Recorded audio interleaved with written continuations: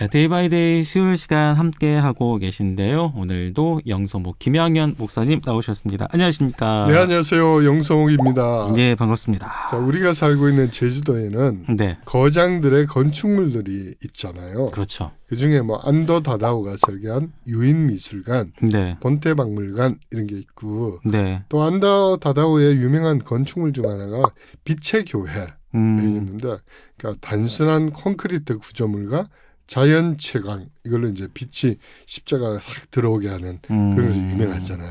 아니 이런 건축물도 말씀하시는 거 보니까 그럼 오늘 소개해 주실 영화가 이런 건축물 관련된 그렇습니다. 예. 브레이디 코베이 감독이 만들고 에드리안 브로디가 주연한 영화인데요. 제목이 브루탈리스트입니다. 브루탈리스트. 네. 이거 어떤 뜻인가요? 그 브루탈리즘이라는 게 있더라고요. 예. 1950년대에서 70년대 유행했던 건축 양식이에요. 그러니까 단순한 콘크리트 외관으로 빛이 스며드는 약간 공간을 추구한 이런 건축 양식이고요. 네. 전쟁 후니까 이제 적은 경비로 새로운 건축을 하자 이런 운동의 일환이었다고 하고요. 그래서 오늘 이 영화는 바로 그런 브루탈리즘을 이끈 건축가의 이야기입니다.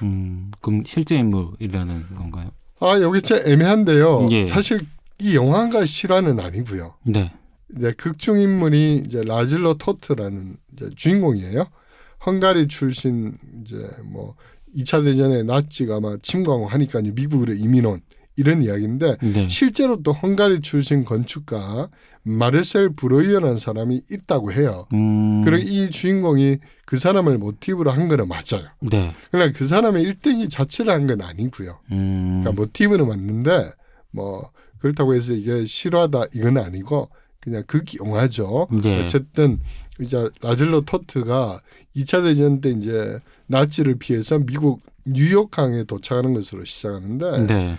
그 헝가리 부다페스트에서 자라난 유대인이었단 말이에요. 네. 그래서 이제 망명오게 된 거고 헝가리에서는 전쟁이 일어나기 전에 유명한 건축가였단 말이에요. 네.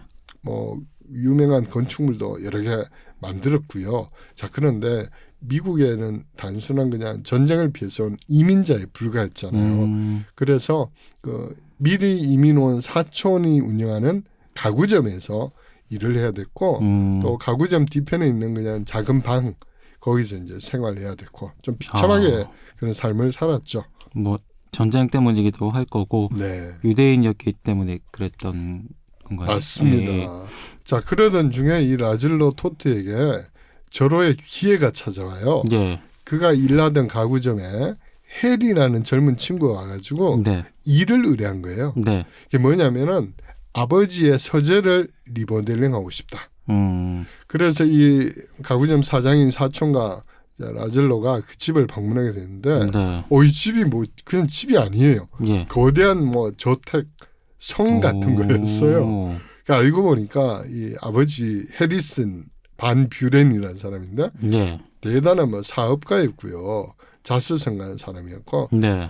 그래서 이 해리슨의 서재를 리모델링하는 가운데 이제 작은 뭐 오해도 있고 막 이래 있었어요. 왜냐하면 라즐로는 자기 어떤 추구하는 그런 건축 정신을 했던 거고 또 해리슨 처음에 그게 마음에 안 들었던 거고 어쨌든 나중에 이제 해리슨 이 사업가가 이 사람이 헝가리에서 유명했던 건축가였다는 걸 이제 알게 된 거죠. 단순하게 가구업자인 줄 알았는데 네. 알고 보니까 유명한 사람이었던 거. 그렇죠. 예. 그리고 이후에 이제 반전이 일어나는데 해리슨 리 반 뷰렌 이 사람이 라즐로 토트를 정식으로 이제 초대해요. 네. 식사하고 막 그러다가 집 밖에 언덕이 막 탁 있는데 네. 거기에 이제 그 초대한 모든 손님들 데리고 같이 올라가자 제안을 해요. 네. 그리고 그 언덕 위에서 해리슨이 깜짝 제안을 해요. 네. 뭐냐면 얼마 전에 우리 어머니 마가렛 여사가 돌아가셨는데 어머니를 기념하는 큰 건축 사업을 이 언덕에 내가 하고 싶다. 대신 그것을 라질로 당신이 해달라. 이렇게 한 거죠. 야, 가구점 아르바이트를 하다가 자신의 장점을 살려서 건축 프로젝트를 할 수 있는 기회네요. 그렇죠. 예. 게다가 이 사업가인 해리슨이 이제 자신의 법률 고문이 있을 거 아니에요. 네. 이 사람을 불러가지고 여전히 이제 오스트리아에 피난해 있던 라즐로의 아내 엘리자벳하고 또 조카 소피아를 미국으로 데려오는 게 한 거예요. 이제 힘을 좀 쓴 거죠. 네, 네. 그래서 라즐로는 뭐 전쟁 때문에 수용소에 각자 갇히게 되시니까 갑자기 헤어졌던 그 아내와 조카를 살아있다는 걸 다시 알게 되고 특히 또 뉴욕으로 데리고 왔으니까 네, 만나게 되고 그러다 보니까 자신에게 이 건축 프로젝트를 맡긴 해리슨에게 좀 충성하고 싶잖아요. 그래서 열심히 해야 되겠다 다짐을 하죠. 아니 어쨌든 이 해리슨이 생명의 은인일 그렇죠. 거 아니에요. 네. 자신의 재능도 알아봐줬지, 가족도 제외하게 해줬지. 그러니까. 그렇습니다. 예. 근데 이 라즐로의 건축 프로젝트에 위기도 여러 번 찾아와요. 네. 자 우선 해리슨의 아들 해리 지난번에 그 서재를 부탁했던 네, 네. 이 젊은 친구가 자꾸 제동을 걸어요. 그러니까 아버지 몰래 라즐로에게 와서 이 돈이 너무 많이 든다. 돈을 아껴라. 뭐 이렇게 하기도 하고. 아니 왜 지가? 그러니까요. 자기가 실세라는 거지. 아버지 이제 한물 갖고. 네. 또 자기가 임명한 건축가를 라즐로의 현장에 보내요.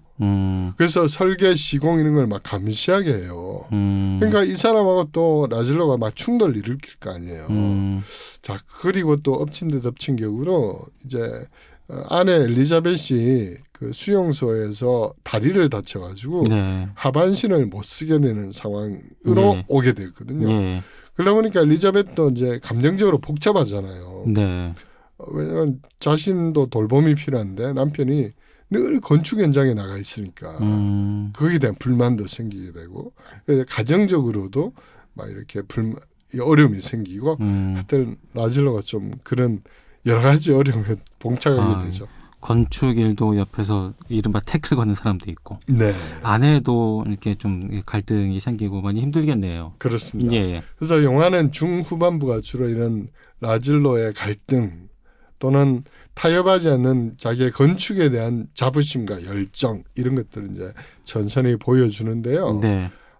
또 해리슨 이 사업가조차도 그 아들 해리와 딸 매기가 워낙 또 강하게 막 불만을 표시하고 이러니까 이제 뭐 흔들리게도 되고 그래서 건축이 중간에 중단되기도 하고 또 마을 사람들이 해리슨을 찾아와서 막 불만을 표기하게 돼요. 왜냐하면 이 해리슨과 마을 사람들 철저한 이제 개신교 마을이잖아요. 예. 그런데 라즐로는 예전에 유대인이잖아요. 네. 그리고 또 유대교 신자예요. 회당을 간단 말이에요. 그러니까 회당에 나가는 유대교 신자에게 이 센터의 중심엔 또 교회당이 있거든요. 교회당을 맡기는 게 맞냐? 뭐 이렇게 또 따지기도 하고 자, 이런 내용들이 이제 영화의 주 내용이고요. 그러니까 한 인간의 어떤 내면의 갈등, 그럼에도 불구하고 이 자신의 목표라는 건축에 대한 자부심, 네. 뭐 이런 것들을 보여주는 그런 영화입니다. 그러면은 이 영화가 말하고 싶은 건 뭐예요? 그 영화에서 주인공 라즐로가 이제 독백하는 부분인데요. 예. 내가 사라진 다음에 무엇을 남길 것인가 이렇게 자문을 해요. 네. 또 헝가리가 전쟁으로 인해서 막 폐허가 되기도 했잖아요. 근데 자기가 건축했던 그 건축물들이 남아 있었다는 걸 알게 돼요. 그러면서 라즐로 이 토트는 내가 죽고 난 다음에 인류에게 유익한 건물을 남기고 싶다. 이게 생각을 하게 된 거죠. 네. 그래서 최대한 이제 친환경적인 건축, 그 자연과 조화를 이루는 건축, 또 무언가 좀 상징적인 의미가 있는 건축 이런 걸 하려고 애를 썼고요. 그래서 저도 이 영화를 보면서 이 부분에서 굉장히 좀 도전이 되더라고요. 내가 죽고 난 다음에 나는 무엇을 남길 것인가. 내 딸이 나중에 이제 아버지를 기억하면서 어떤 것을 기억할까. 뭐 이런 것들 좀 생각하는 또 나는 현실과 타협하는 인생인가 아니면 내 주장과 소신을 끝까지 밀어붙이고 그렇게 사는 삶인가. 네. 저 이런 것들을 좀 볼 수 있는 그런 좀 감동적인 영화이죠. 네. 자, 오늘은 브루탈리스트라는 영화를 소개해 주셨는데요. 오늘도 김양현 목사님과 함께했습니다. 오늘 말씀 감사합니다. 네, 고맙습니다.